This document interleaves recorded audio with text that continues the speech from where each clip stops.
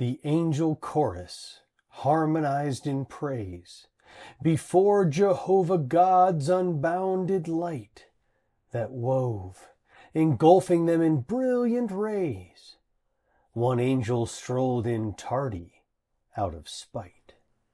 At his arrival, singing voices stopped. Never was such a hush in heaven heard. "Where have you been?" Jehovah's question dropped. "Just roving about the earth." No other word. "You've taken interest in my servant Job, I see, while lurking in each shadowed place." "He only serves you draped in blessing's robe. Remove it, and he'll curse you to your face." The angels were indignant, yet amazed. His hatred for the one all heaven awed. And even in the challenge that he raised, the tempter dared to lure the living God. "I would not ever strike a guiltless man, and he is the most righteous on the earth. But look, my servant Job is in your hand.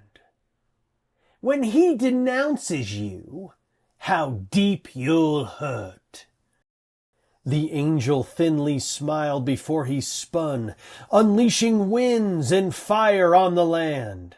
A witness said to Job, "My lord, your sons and daughters dead." His legs refused to stand. As Job fell to his knees, he tore his shirt and reeled for breath. His eyes grew wide and red. He screamed and struck his fists against the earth, then scooped the dirt and poured it on his head. When boils bubbled up like fire trapped beneath his skin, as if he bathed in lye, he sat in ash, the sackcloth loosely wrapped. His wife could only say, "Curse God and die." Yet Job would not, though every sinew ached, made worse by hollow friends whose comfort cut his flesh like shards of clay that raked and scraped. They claimed that Job was judged. The case was shut. But God endured the sting of every toil. He heard his Job in anguish, every wail, and yearned to stop his trial and cure the boils. Yet he resisted, letting Job prevail. "My God,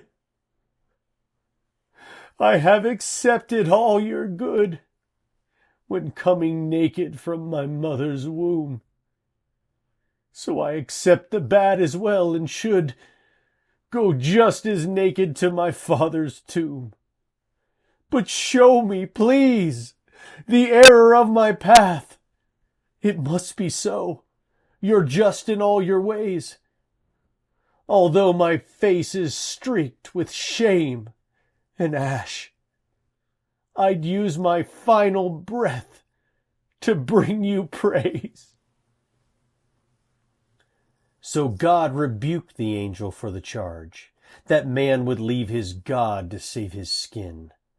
For Job, his flocks came back, though twice as large. The children lost were never lost to him.